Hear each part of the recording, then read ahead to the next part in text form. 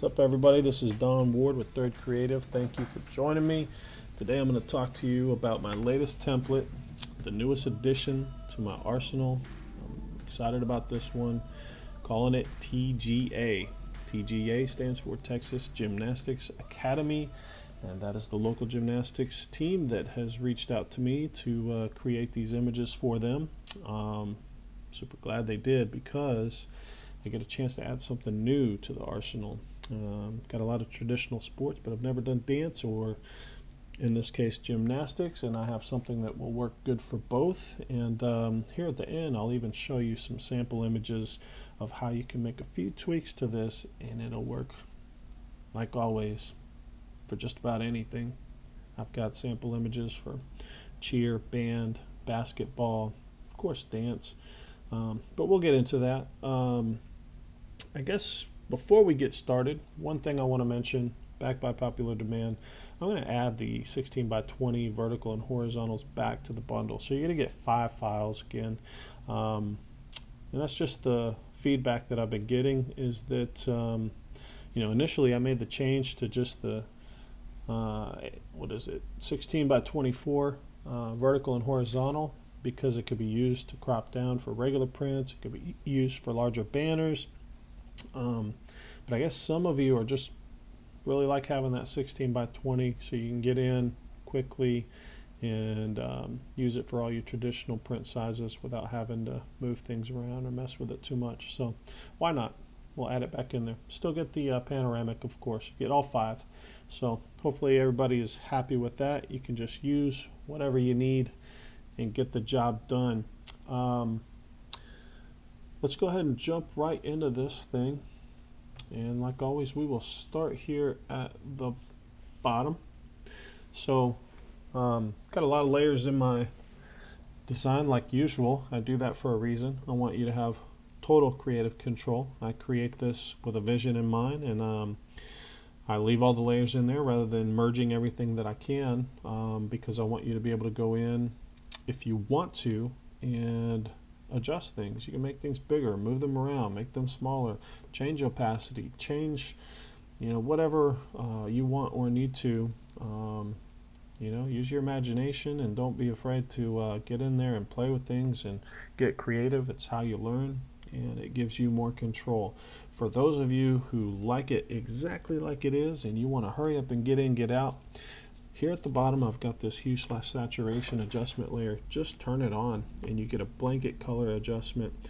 In this case, if you double click here, it's set to purple. I do have it set to colorize, so this prism here is going to be a true color representation. So if you want green, just go over to the greens. Now don't stop there. I highly encourage everyone, if you're not already, use the saturation and the brightness and darkness. If you want it a little more bold, boost that saturation. If you want it lighter or darker, do that. It really helps. So let's reset everything. Alright, so for those of you who want to get a little more in-depth with the customization, or for example, let's say you're working with a uniform that has 2 colors. Let's say it's this blue and then it's also like a bright orange. You'll want to go ahead and open this up. There is a lot in there, but I'm going to explain it all. It's really easy. The very bottom one, it controls your floor. Turn it off, you see it goes away.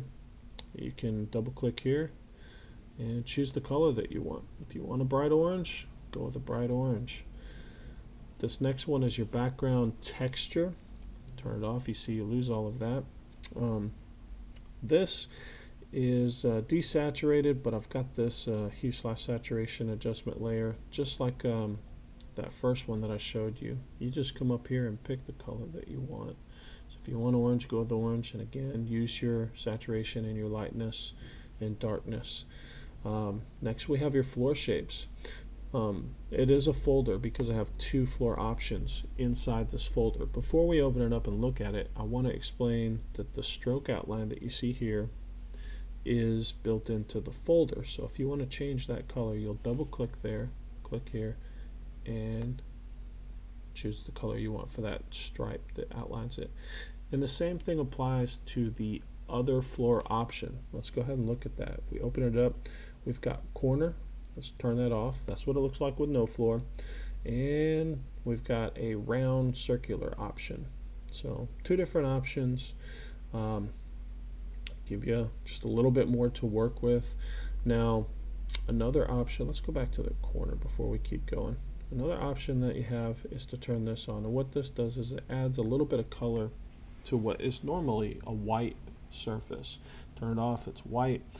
But for those of you who have used green screen, you know all about spill light. So just to try to make it a little more realistic, you have all of this color on the floor and the background. That's gonna show up on a white surface. So that's what I did here. It's totally optional. If you don't want it, you have complete white. If you want something super bold, you can do that. Just another option that's in there if you want it. This next layer is a floor highlight. You can kind of see it there at the point at the bottom down here. We've got a floor texture with a levels adjustment. This lightens up the floor, but it also adds a texture. If you turn it off, it does darken it up a little bit. If you turn it on and you zoom in, you'll see the texture that it adds. Next we have see powder, sparkles, background, and this is very subtle. These layers are all set to soft light, and so the effect is very subtle. But if you have a large print or if you zoom in, you'll see that there's sparkles in this dust. This is one of the layers that you might turn off. Well, you would turn off if you're going to use it for anything that's, sparkles just doesn't fit. There's 3 folders, and I'll show them to you as we go. But you can turn that off. You can play with it. This is vignettes, and this is how I darken the edges, and I try to draw you into your subject. You can turn it off, and it gives it a much lighter feel. Turn it back on. If you're feeling adventurous, go in here and play with it. Like this, it's a combination of level adjustments and exposure adjustments. But let's use this bottom one for example. Double click here and go into the properties. You can darken it, you can lighten it, whatever you think looks good. And you can play with all of them. The next thing that we have is background glow, and it's just 3 kind of powder cloud images that are actually light burst images, set to soft light, so it is subtle, but you can see what it does. And then we have your upper light source up there at the top. You can turn it off, still looks good that way. Turn it on, you can move it up, move it down, make it bigger, smaller. You can reduce the opacity if you think it's too much.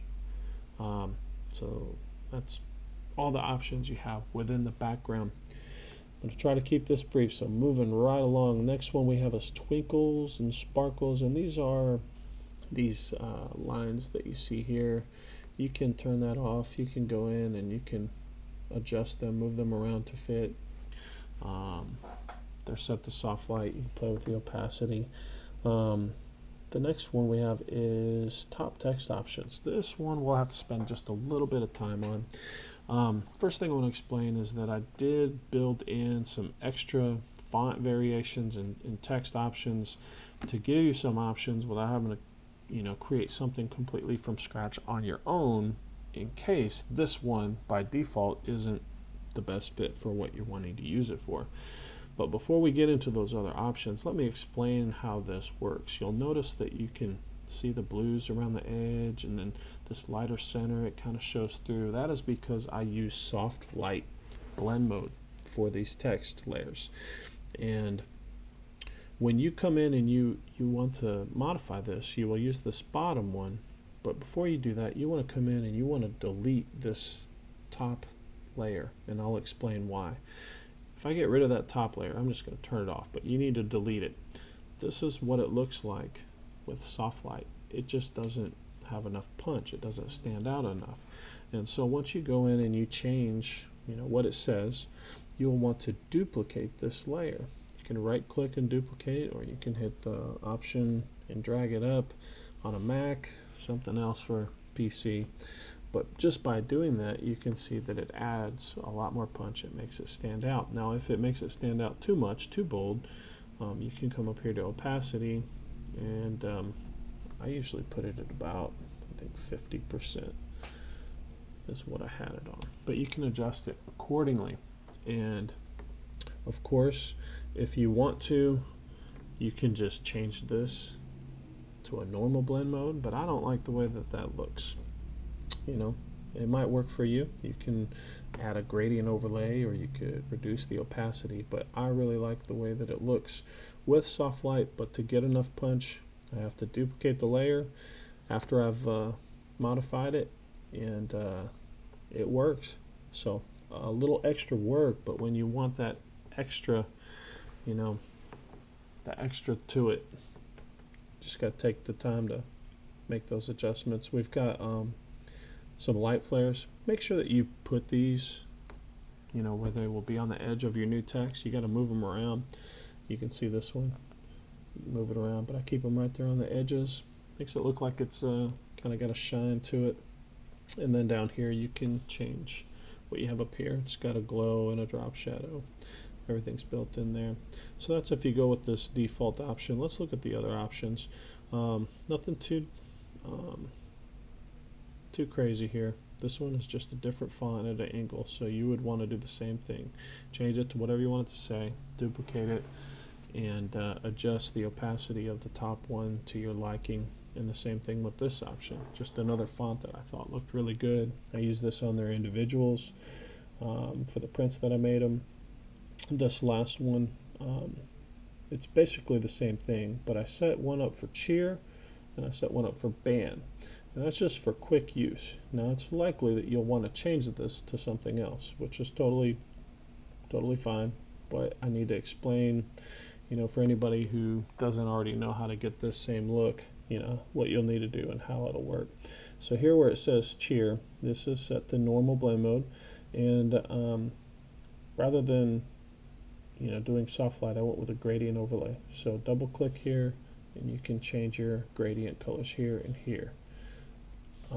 It has a drop shadow, but let's say you want to change this to say something else. Let's say you wanted it to say someone's last name, and let's just say hypothetically last name is Morris. So I'm going to highlight everything, and I'm going to actually not going to highlight everything. I'm going to highlight just this first letter, and I'm going to make it a capital M, and then I'm going to go over here to this last letter, make it a capital S. Looks pretty good so far, but when I highlight these center characters and I go with, yeah, actually that worked out pretty good right there. To get this look though, you need to use the character panel. And I'll explain that. For example, it's different. Let's highlight this. This right here, this is where you can adjust how high or how low. You can see how I move that up and move that down. So that's what I do in order to get that look. And of course you can scale it down.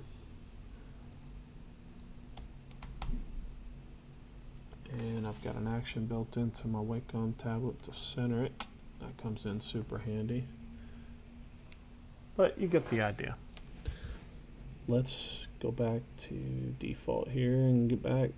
That is all of the text options. You can get creative and do something completely different on your own, but I gave you some options there to work with that hopefully will be good ones for you.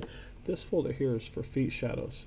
I would love to try to turn this into a shadow tutorial. I'm still working on it myself. I mean, I feel like I have good results with my shadows, but I hand paint them in with a soft brush, you know, and it takes a little more time than I would like. So I'm trying to, you know, find a good quick way that I'm happy with, and when I do, maybe I'll make a video on that. But I put shadows in their own folder because I have this color overlay that I use. So you can put your shadow layers in here, and then I even have this soft one that you can use. Let me go ahead and turn off the team here. And then this is their contact shadows of their feet. Get rid of that. This is a big soft shadow. You can change the opacity. You can reduce it. You can make it bigger or smaller. So if you just have a single subject in here, you'll want to make it smaller, center it up, and maybe play with the opacity a little bit. But I want to show you, I have another, There you go. Have that in here. So now you would want to kind of line that up a little bit.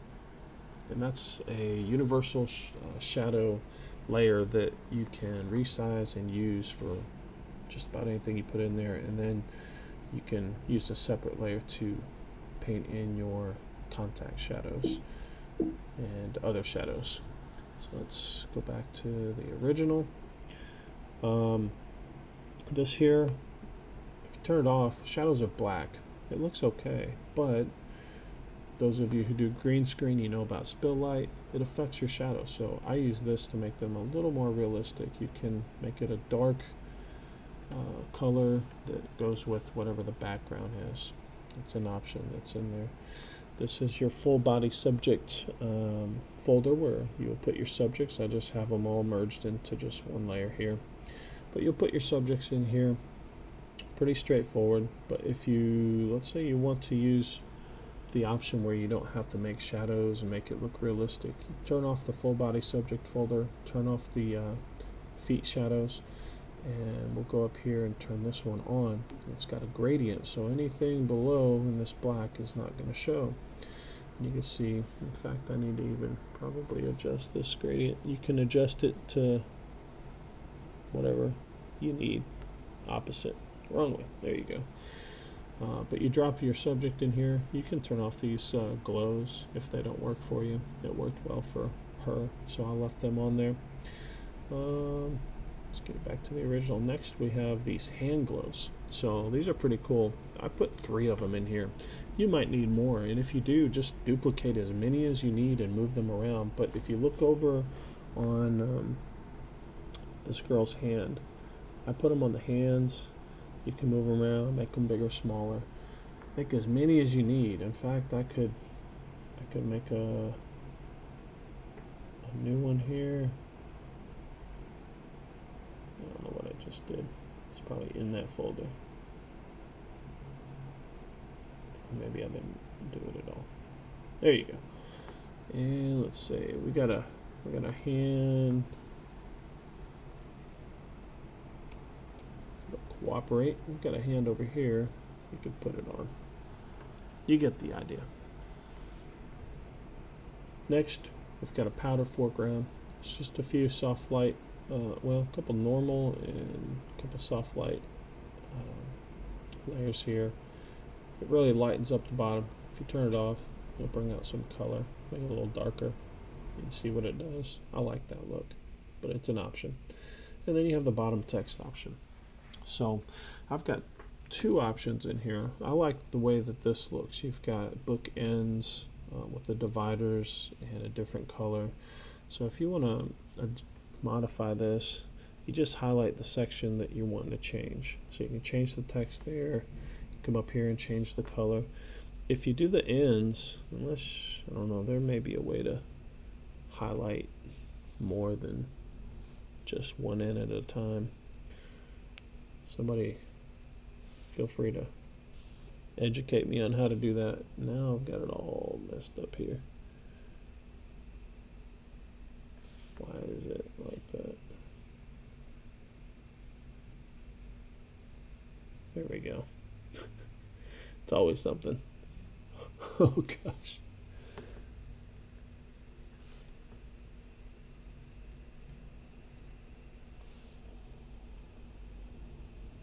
There we go. Alright, so now we'll just highlight this end. We're going to pick our color, whatever it is, copy it, right click, copy it, hit OK. Then you can go in to the other end, go to the color, and paste. You get the same thing. Or you can make it all the same color. You can do whatever you want. You can change this to somebody's name. You can have it say senior instead of team. Whatever combination is going to work for what you're doing. The other option is to turn that off and turn these 2 on. And so you can make it a full name or just a first name, or you can say whatever you want. And then I've got the year. And it's pretty straightforward, pretty simple. So I try to go through that a little quicker than I normally do. These things always end up taking up a lot more time than I want them to. But that's it in a nutshell. If you have questions, if you run into anything, anything at all, feel free to email me. It's don@thirdcreative.com. You can go to my Facebook page under Third Creative and you can message me there, or at thirdcreative.com there is a contact option that you can utilize. Before we wrap this up, I did want to show you a few sample images that I came up with just to show, you know, what you can do. It's just a few. We've got a partial body dance, and then we've got a full body dance with different color variations. This is one that I actually did for one of the team members. It was a spontaneous pose that she came up with. I thought it turned out pretty good. Here's one for band, like I talked about. We turned off anything that said sparkle or glow, and I turned it off, and it works. I even did one for basketball.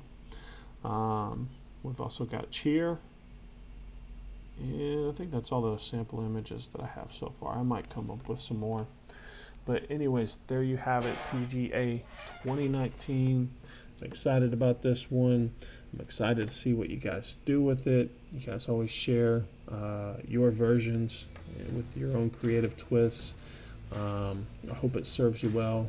I hope it has that wow factor to all your teams, your parents, and I hope it makes your wallet a little bit fatter. Anyways, that's it. This is Don Ward, Third Creative. Thank you again for joining me, and until next time, talk to you later.